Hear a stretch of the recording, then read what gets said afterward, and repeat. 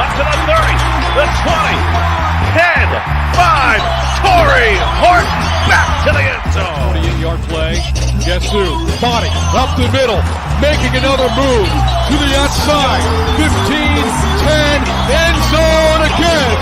Keeps it. Nice move by Brown. He's got space. He's got 6.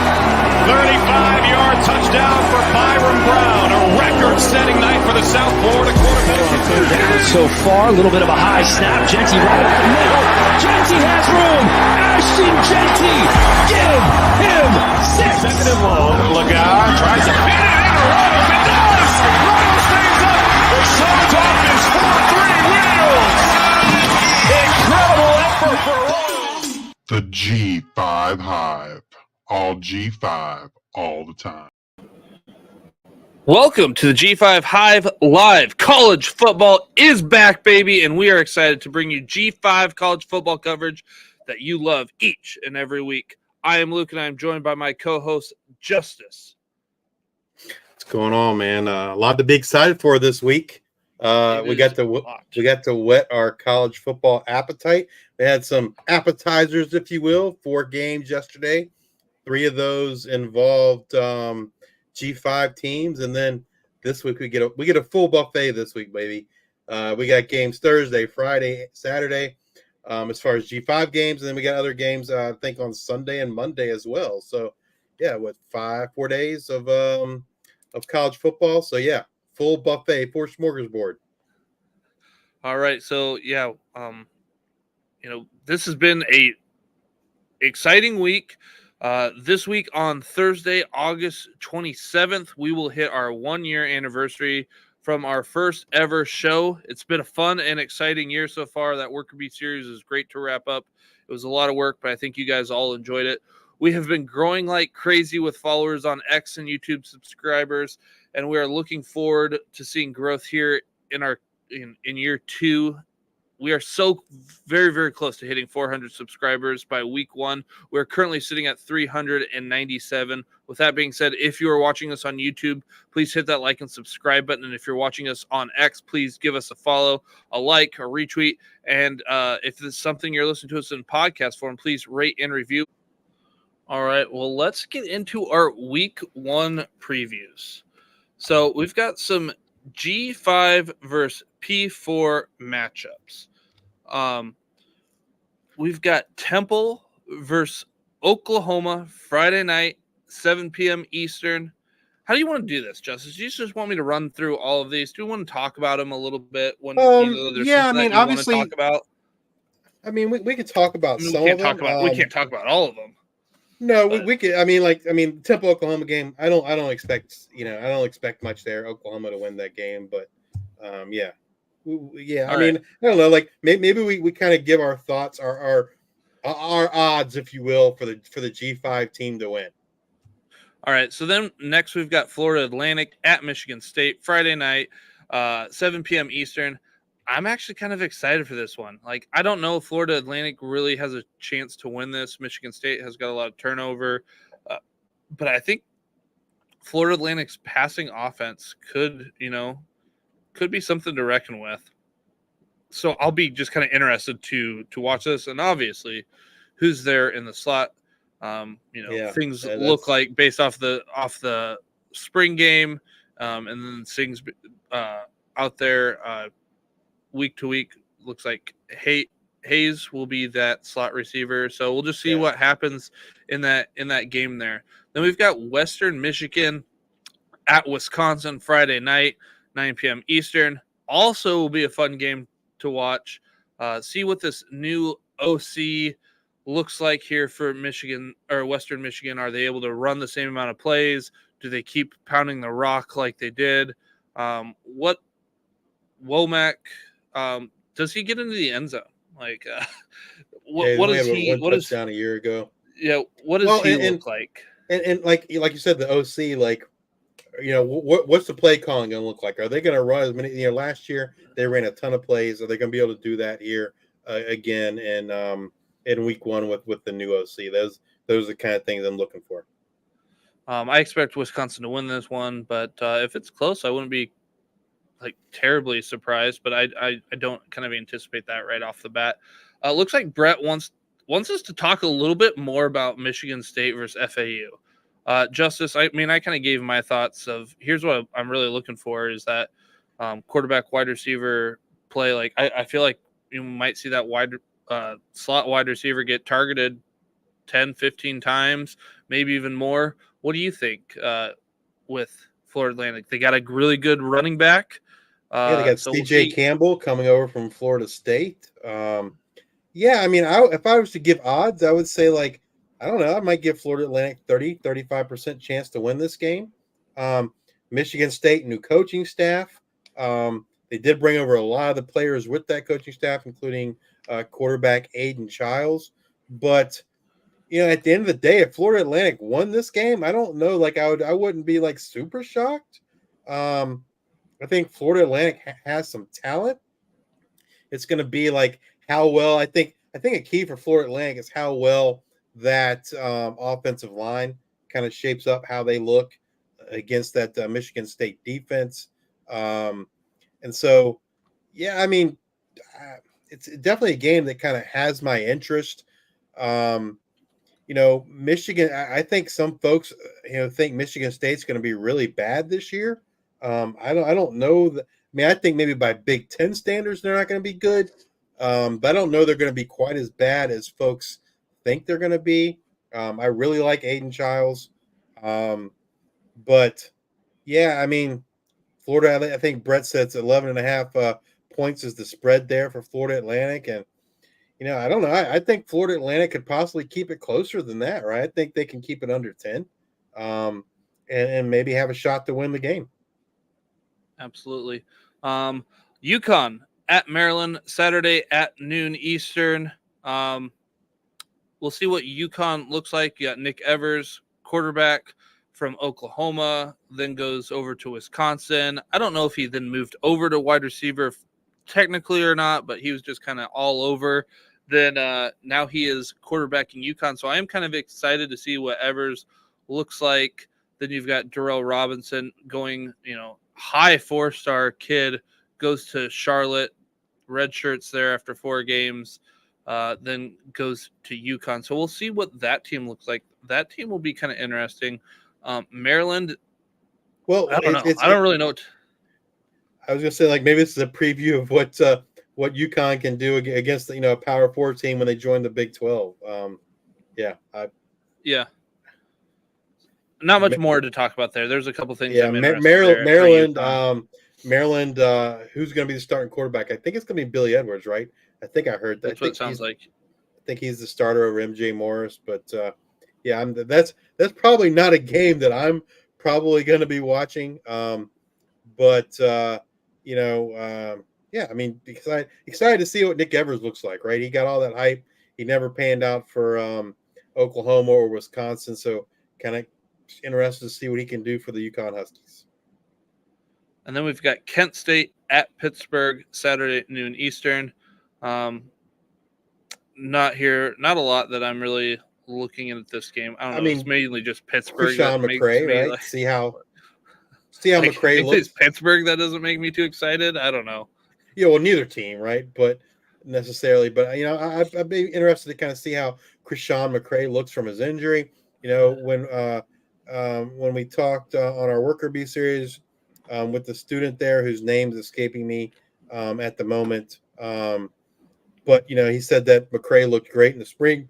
He looked fully recovered from that injury, and so just kind of McCray kind of came on really strong there in MAC conference play last year for Kent State. To just kind of excited to see can he pick up where he left off and keep things going there for the Golden Flashes in terms of getting a lot of targets and catching a lot of balls. All right, give me a second here. I'm going to look up that Kent State name because it's going to bug me. The student's name? Yes. Yep. So if you want to go to the next one, I'm going to look this up.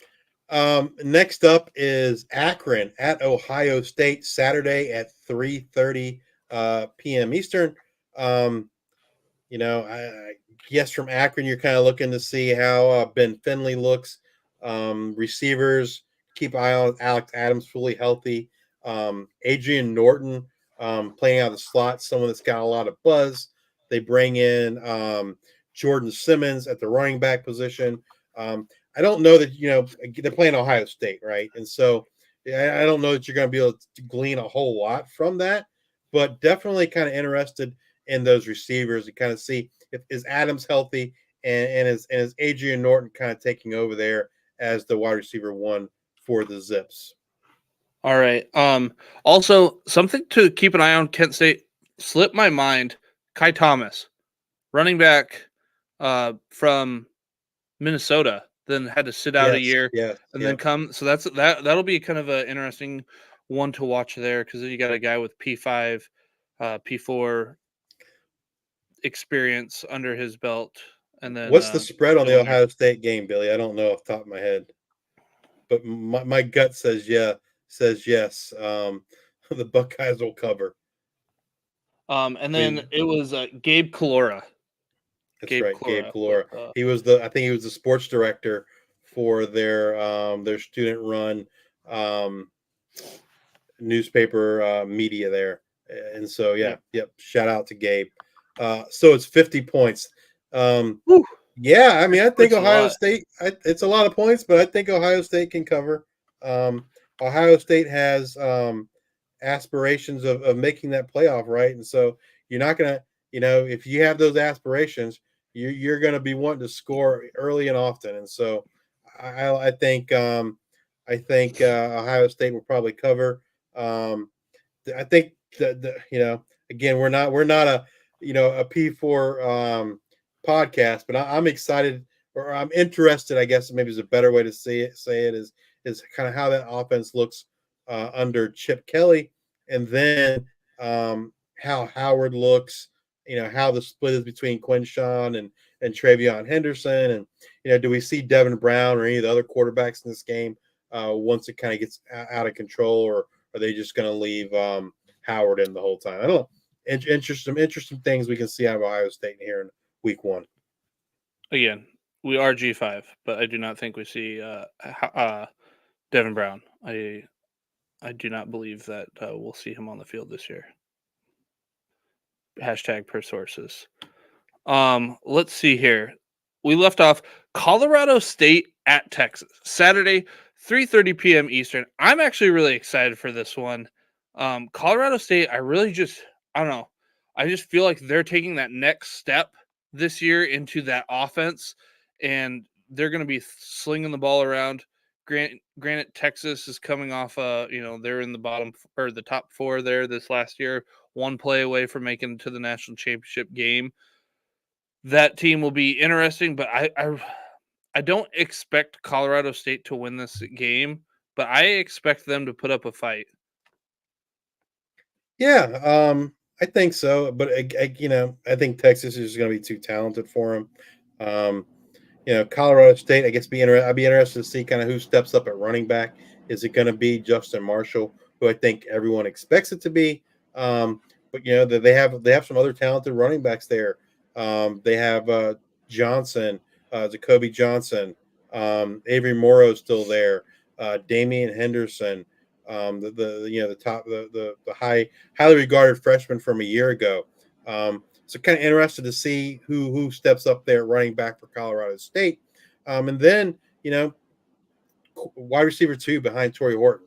Everybody knows Torrey Horton is great. He's the man for Colorado State. But kind of who's going to step up to help him out? You got Dylan Goffney there. You got Donovan Ollie transferred there. Donovan Ollie was previously at Cincinnati, and before that, Washington State. They get Armani Winfield coming over from Baylor. Who's going to kind of step up and assume that wide receiver 2 role there for the Colorado State Rams? My gut says Dylan Goffney. That's kind of who I would put my money on. And then the tight end situation, Dallin Holker was so great a year ago. I personally don't expect us to see anything close to Dallin Holker type production out of the tight end this year. But at times, we've heard both Vince Brown and Jackson Warren have looked really good. Warren seems to want to get to get the more hype in general, not necessarily from the school, but just other folks. And so, that's definitely I'm one on I'm that kind of watching. bandwagon. Let's That's go. definitely kind of something I'm interested to see is how the tight end plays out there between Warren and Vince Brown. All right, and then we got Florida International at Indiana Saturday. Or do we say Indiana? Is it James Madison that's in Indiana? I'm not sure. But we got Florida International at Indiana Saturday, 3:30 p.m. Eastern. We get to see Jenkins at quarterback, Dean Patterson wide receiver, Reggie Peterson linebacker. Those are the three guys that I'm really paying attention to in this game. What can Jenkins really started heating up there at the end of the season? What can him and Dean Patterson do in this game? That's what I'm kind of looking forward to. Absolutely. I think we expect a big year out of Dean Patterson. And so, Florida National has shown they can, shown that they can support a wide receiver going over 1,000 yards. Last year was Chris Mitchell. And he's off to Notre Dame. And reports are he's been looking really good for Notre Dame. But I think Dean Patterson's kind of that next guy up for Florida National. Excited to see how Keon Jenkins looks. Like you said here in year 2. He looked pretty good last year as a freshman there for Florida International, and then they're playing Indiana. I don't think Indiana's going to lose the game, but it could be ripe for an upset, right? Brand new coaching staff, a lot of personnel come over, not just from JMU, but from the G5, all over. They bring in Curtis Rourke as their quarterback, comes over from Ohio. They've got some defensive backs coming over from Old Dominion, and then of course a ton of players from JMU. And so really Indiana's kind of like, in terms of the players, most of those players were on a G5 team a year ago. And so just kind of interested to see how it's going to work out here in year 1 under Kurt Signetti. But yeah, Reggie Peterson.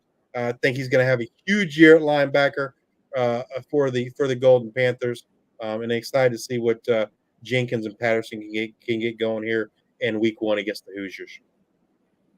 All right, then we've got UTEP at Nebraska Saturday, 3:30 p.m. Eastern. We get to see Dylan Raiola, their quarterback, the Cornhuskers.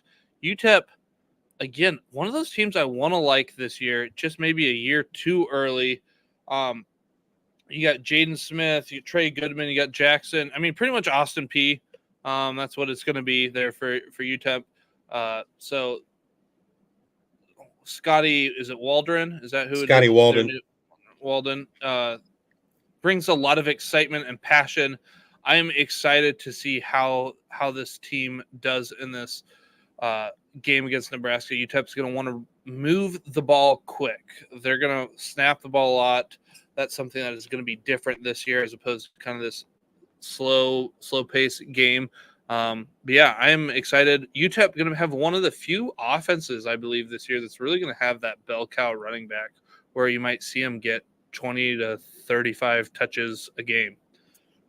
So just kind of interested to see what that O-line looks like against a Nebraska defense. And I agree with you. The only thing I would add to that is I'm kind of interested to see who's going to step up at wide receiver for UTEP. My expectation is going to be Trey Goodman as kind of the wide receiver 1 there. He had a great season a year ago at Austin P. Followed the staff over. I think he's primed for that wide receiver 1 role for the Miners. But they also have Jaden Smith there as well, who's gotten a lot of hype too, coming over, I think, from Eastern Kentucky. So yeah, just kind of excited to see how that wide receiver room plays out there for UTEP here in week 1 against Nebraska. Then we've got Ohio at Syracuse Saturday at 3:30 p.m. Eastern. Ohio, it's a new team. There's a lot going on here at Ohio. Ricky Hunt, I think, is the name. A lot of people are really interested to see how he does. Honestly, it's going to, depend a lot about how that offensive line looks. A lot of new faces there on that offensive line. Patrick Navarro going to be the quarterback there. Honestly, just from a P4 Like, I'm just interested to see what Syracuse looks like. You got a lot of new faces there. So it'll be kind of an interesting game. I feel like this one will be a lot of filling each other out at the beginning of the game, and then maybe towards the end of the game is maybe more of what we kind of expect to see this season. Yeah, I mean, I'm excited to see Parker Navarro there, quarterback for Ohio. I think he's going to surprise some folks. Ricky Hunt at running back, and then Ohio's always been one of the better teams in the MAC. And so they got a lot of guys like Navarro, Ricky Hunt stepping up on offense. Defense, you got Shea Taylor, Austin Brawley, kind of stepping into new roles there. Bradley Weaver, and so I'm very excited to kind of see how this team looks. Because I think a lot of folks are expecting Ohio not to be quite as good as maybe they were a year ago, and I don't know, man. Like I think they might be as good, if not better. I think like I said, I'm excited about Navarro and Ricky Hunt on offense, and then defense, Bradley Weaver, Shea Taylor, and Austin Brawley. It's kind of excited to see what they can do against the Orange here in week 1. And this might be one of those things that we differ. I mean, we agree for the most part on a lot of different things, but I'm in that camp of Ohio's not going to be as good as they were last year. So that'll be an interesting one to watch this year. Then it makes sense. I understand the argument for sure. And then we got this game. We got them highlighted here. We've got Miami. I don't need to say of Ohio, but last week Justice had to say of Ohio because but we know the real Miami of Ohio at Northwestern Saturday 3:30 p.m. Eastern. We like Miami of Ohio to win the MAC. Got Brett Gabbert there coming back, assuming that his leg is fully healed. That defense is good. Northwestern, probably one of those bottom teams in the Big Ten. This is, it's got a lot of options here for an upset of Miami of Ohio beating a Big Ten Northwestern. Northwestern better than anticipated last year in 2023, based off of all the reports that came out, the scandal, I guess is what I'll call it, and then performing where they go to a bowl game. I think they had 6 wins if I'm remembering correctly, but Northwestern probably going to be one of those lower teams in the Big Ten. Plus, they're playing on like pretty much a practice field next to Lake Michigan, like in a different, you're at home, but you're not really at home on this smaller field. I'm kind of curious on what that optics look like from media when they, I don't know if Ohio State goes and plays there this year, but when it's on TV, what does that look like? I think a lot of things might add up for Miami of Ohio pulling out a win, or at least covering the spread, whatever it happens to be. Yeah, I mean, this is one of the 3 games we have highlighted where I think the G5 has an excellent shot to pull off a win against a P4 opponent.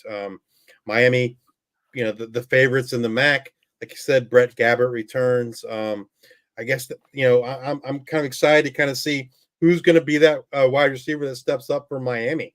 You got Cade McDonald there, kind of the veteran, Javon Tracy, the younger guy out of the slot. Kind of interested to see like how that plays out. Does Gabbert have a favorite between those 2 guys? And then and this Miami defense is no joke, man. They have 2 of the best linebackers in the G5, Matt Salopek and Ty Wise. Those guys are machines, man. Rack up the tackles, great players. I think this is one of the games we have highlighted, and it's for a reason because I think we think that Miami's going to go to Chicago and take down the Wildcats here in week 1 and get a big win for the G5. And we know what we need. We need a touchdown end of the game from tight end Jack Cold Iron.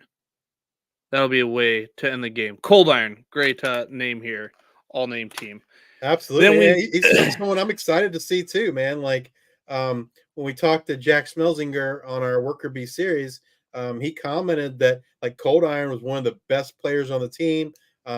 Last year, he had a lot of injuries, so it didn't kind of play out as you might expect.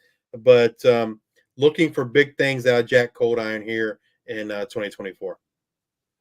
And then we've got Old Dominion at South Carolina Saturday, 4:15 p.m. Eastern. I don't think I have to talk about this game at all. Justice, what are you looking forward to? I'm just looking for Old Dominion to be competitive. I mean, can they win the game? Sure. I mean, South Carolina's breaking in a new quarterback, Lenora Sellers. Folks have high expectations on Sellers, but he's a young quarterback, right? And so, I can see a world where he makes some mistakes and ODU plays lights out and wins the game. The odds of that happening probably aren't great. But I mean, as an Old Dominion fan, kind of what I'm looking for is progress from a year ago. It was year 2 in this offense. They run the same offense as South Florida. They run the same offense as Tennessee, and so I'm kind of looking to see the improvements. The offensive line, by all accounts, the offensive line is looking so much better than they did a year ago. So I'm kind of excited to see, hey, is that the case? And are they able to keep Grant Wilson upright? Now, obviously, all the sacks aren't on the offensive line. Grant Wilson's got to do a better job at throwing the ball away. Sometimes he holds the ball too long, and then the receivers play a part in that as well, right? They got to do a better job with those choice routes and making the correct choices. We talked to Sean Atkins, who plays in the same exact offense, when we interviewed him, and he is telling us, hey, it's kind of the receivers and the quarterbacks got to be on the same page, because you're making those route decisions like on the fly based on how the defense presents itself, etc. And so the quarterback and the receiver got to both be on the same page, making the same reads. And so I'm kind of excited to see, do we see that kind of progress here in year 2 under Coach Kevin Decker here for the Monarchs. And man, Billy, I hope they do take down the Gamecocks. I really do. But I'm not going to bet on it. Man, like, if they win that game, buddy, don't bother to talk to me till Monday, because I'll be up partying all night. All right, then we've got Western Kentucky at Alabama, Saturday, 7 p.m. Eastern. I think it's going to be hard, just based off the talent that Alabama will have on that field, to really figure out what this Western Kentucky team is going to look like for the year. TJ Finley goes from Texas State, right? He transfers in to Western Kentucky. Sounds like he will be quarterbacking there. You've got River Helms at tight end. You've got Easton Muster there at wide receiver. LT Sanders, Elijah Young at running back. I just don't know if we're going to really learn about this Western Kentucky team here in week 1. It was last year. It was kind of disappointing as the year went on, of kind of what you thought they could deliver. And honestly, like, since Zappy left, then you had what was it, Austin? Why am I blanking Austin on his Reed. name? I think he's with the Reed. He came in there. He was pretty good. Nobody's kind of like Bailey Zappi, and it's just kind of been this like just trickled down of what we thought that offense would be. And I think we're just gonna have to wait another week, because it's just gonna be hard to get anything against this Alabama team. Yeah, I mean, the thing most interesting to me, or thing I'm looking for the most, is kind of see, like, hey, is it TJ Finley? How does he look? Does Caden Veltkamp get any run? And then kind of like, who steps up at receiver, right? I think everyone expected to be Dalvin Smith, but is it Easton Messer step up? Is it someone else? Is it a Michael Matheson, a Katie Hutchinson, a Musa Berry? Just kind of excited to see how that wide receiver room looks there for the Hilltoppers. And then a game I am excited, 7 p.m. Eastern, UNLV at Houston. UNLV, a team that I believe can be Mountain West championship game. I think, Justice, you said they were going to be in your championship game. I have Colorado State taking that step up, because I just don't, taking the odds that UNLV is not going to be healthy all year long. But that team is solid. Who's going to be quarterback? They've kept it close to the chest. We don't know. Who is it going to be? You've got Haj Malik Williams. You've got Saluka coming in from Holy Cross. Then you've got Houston, which might be honestly one of the worst teams in the Big 12. This is, if you want to call it an upset alert, it is an upset alert here. UNLV at Houston should be a fun game. I kind of am anticipating a game similar to the bowl game where they played Kansas, where it's just kind of fireworks the whole time. We'll see what to expect here from UNLV. Yeah, getting a lot of questions about who's the starting quarterback at UNLV. We don't know for 100%. My gut feel is it's going to be Hodge Malik Williams. That's my gut feeling as well. I just think that's the way it's going to at least start off. Doesn't mean Saluka doesn't get some run too, but I think Hodge Malik Williams is going to get the start, and then we'll kind of go from there. I think like you said, this is it's one of the 3 games we have here highlighted on the screen. If you're watching us on YouTube or on Twitter, it's another prime time upset for the G5 to get another win against the P4. I think Houston's not, like you said, they're going to be one of the worst teams in the Big 12, and I think UNLV in that go offense is going to go against the Cougars here on Saturday night. A couple names just to watch out for that you might not be that familiar with. Got tight end Bungley, maybe a name to watch out for, and then a true freshman running back. I'm curious to see if we see some run, but I think Greg Burrell, Burrell, he might get some run in this game. I'll be interested to see if he does. But yeah, those are 2 names I'm kind of looking that maybe not too many people are looking for. Then we've got Fresno State at Michigan, Saturday, 7:30 p.m. Eastern. Again, another Fresno State team that we think can be in that. Maybe you had Fresno State in your championship team. I think I did. I think I had Boise State and Fresno State in the championship. Yeah. Yeah, they are a team that to be reckoned with. Second year in this system, new coaching change shouldn't affect anything. Again, Malik Sherrod should be good to go to play. This is at Michigan, new coaching staff. You've got a quarterback. Nobody knows if he can throw the ball or not. I don't think this is a game that we should expect Fresno State to come away and win. I just think Michigan's defensive line is just so good that's going to be hard to go against that defensive line mainly. Yeah, I think Michigan's defense is going to be stout. I'm kind of excited to look at the receiver room though there for the Bulldogs. Kind of like who steps up behind Jalen Moss, right? Is it Josiah Freeman? Is it Mac Delina? Is it Raylan Sharp? Is it Shadon James? They got quite a few guys there at receiver. So I'm kind of excited to see kind of who steps up as that. We assume Jalen Moss is going to be wide receiver 1 for them. But who steps up alongside Jalen Moss there for the Bulldogs? That's probably the thing I'm most excited to see, other than like you mentioned, Alex Orji, right? Like kind of excited to see what he kind of looks like there for the Wolverines as well. But yeah, wide receiver 2 for the Fresno State's probably got my interest peaked in, and I'll be watching some of this game just to kind of see what that shapes up and who that wide receiver 2 looks like. UCLA at Hawaii, Saturday, 7:30 p.m. Eastern. You won't have to stay up until 3:15 in the morning. Justice, you'll get this one a little bit earlier. This is a P4 team on the road at G5.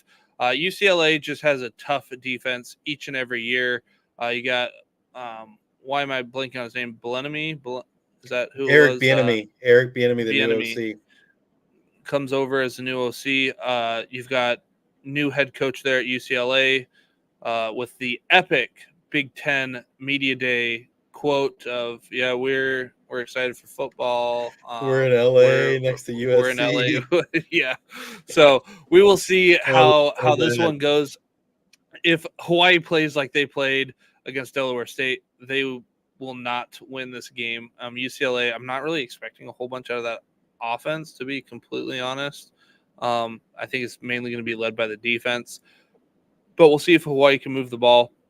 That, again, the thing I'm looking for here is, what do we see? Do we see Crowdis again out there on the left side? Or be that solo guy. Is it Crowdis, that main guy? Yeah, that's kind of what I'm looking for too. I don't think UCLA is going to be a good team this year, but I think they do have enough talent beat Hawaii. But kudos to Hawaii, right? Getting a P4 opponent to come to their house, and so definitely be rooting for the Rainbow Warriors to knock off the Bruins Saturday night. All right, Southern Mississippi at Kentucky Saturday, 7:45 p.m. Eastern. Rodemaker, that's I think. How does he look in this game? Is there anything that you're really looking forward to in this one? Maybe the running back position. See how Rodriguez Clark looks for Clark, yep. Southern Miss. That's probably the main thing. All right, then we've got Georgia State at Georgia Tech Saturday, 8 p.m. Eastern. That'll be an interesting game. We have Georgia Tech just coming off the big win against number 10, Florida State. Georgia State, a lot of turnover, new head coach late in the process. They're building something good there, but honestly though, when I watch Georgia Tech, it's not like they did like a whole bunch of like great, like, I don't know. Yeah, Florida State's just way overrated. Yeah, I could see this game being something that Georgia State like maybe hangs in a little bit longer. I'm not really anticipating them winning the game, but if they can hold the why am I blanking on the quarterback's name? But Haynes King. Yeah, if they can keep Haynes King in check, I like Georgia State's chances there. But I'm going to go with Georgia Tech in that one. Is there anything that you really want to talk about in that one? No, I think Del McGee is the right hire. But yes, absolutely. I think it's going to take some time. All right, then we've got New Mexico at Arizona, Saturday, 10:30 p.m. Eastern. We got to see what New Mexico looked like. We'll see what Dampier looks like against a P4 school. Arizona, again, another school that's going to be a lot different. So we'll see how Noah Fafita and that Tet McMillan if he plays again. Not too much that I'm really looking for here in this New Mexico game. Yeah, I just continue to see, like, is Luke Weissong kind of the guy that Dampier targets a lot. Well, Bruckler kind of makes any noise once again, but yeah, Dampier, Weissong, and Bruckler are probably, and maybe something interesting that doesn't typically happen with the Bronco Mendenhall offense, and we didn't talk about it in our week 0 review, is the running back situation, right? Eli Sanders kind of dominated the touches, and that's not. Yep. That's not a normal thing in a Bronco Mendenhall offense. So, maybe Andrew Henry's not healthy, not really sure, but kind of be interested to see if that happens again here against Arizona. All right, and then we've got our last game here in the Week 1 preview. G5 versus P4 matchups is Wyoming at Arizona State, Saturday, 10:30 p.m. Eastern. And we have a new quarterback. I don't remember where I heard it, but we talked about it before. We've got a new quarterback, Evan Sabota. He's out there wearing number 17. He's big. He looks like another guy who wore 17. You're going to probably, if you watch this game, I want to know, I want somebody to count. I'm going to try to count how many times the reference gets brought up to Josh Allen. Like, I can't even imagine. It could turn into a drinking game this year. I am not quite sure, but you got John Michael Gillenborg, tight end there, roommates with Evan Sabota. You've got Harrison Whaley with an injury, so you've got a DJ Jones. Is that right? Yep. Coming in from North Carolina, he will be running back there. Anything that you're really looking forward to here at Wyoming? Yeah, I think the two things I'm looking for, actually more than two. So I'm interested to see how DJ Jones looks running the ball for the Cowboys. But probably the two things I'm most interested in is John Michael Gillenborg, tight end. Like you said, Evan Sabota's roommate. We heard comments throughout camp about, hey, we got to get him the ball like almost every play. Like, he's a playmaker. We got to get the ball in his hands. So I'm kind of excited to see, can Gillenborg kind of ascend at tight end there for the Cowboys. And then I'm really excited to see freshman wide receiver Chris Durr. Had a huge spring game. I think it was 12 catches in the spring game. Word is in fall camp, he's been lights out again. And so I'm really excited to kind of see how Chris Durr looks there for the Cowboys in week 1. Let's evaluate that a little bit. Like, Chris Durr might have a big game. And reports are that he's been like a standout at practice. What in the heck is Wyoming doing in practice that a wide receiver is standing out? And Chris Durr, if you're not familiar, he's 5'9", maybe 5'10", like 175 pounds, little slot guy from Chicago, Illinois. Dude is lightning in a bottle when he gets the ball in space. Yeah, I just maybe with this injury, maybe they run a little bit more screen game. Maybe some drag routes. I don't know, but I'll be interested to see how they utilize him. Yeah, I mean, I think what you're seeing is the product of Evan Svoboda being the starting quarterback, right? He's by all accounts he's got a big arm, and so I think that they're going to showcase that more so than what we've seen in the past. So yeah.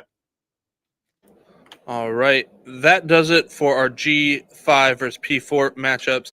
All right, that does it for our rundown.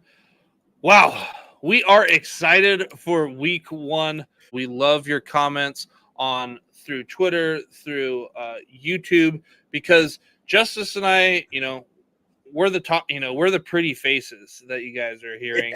Yeah. That's what it is.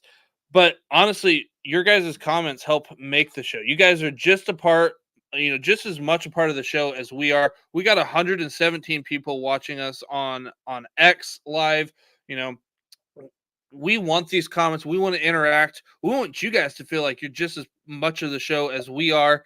But we want, come back and join us next week as we discuss what's happened in week 1, as well as look forward to week 2 of the 2024 season, and as well bring you up to date with all of the latest news and all the happenings in the world of G5 college football. If you're watching us on YouTube, please hit that like and subscribe button. And if you're watching us on X, please give us a retweet, like, and a follow. And if you're listening to us on Apple Podcasts or Spotify, please subscribe and leave those 5-star ratings and reviews.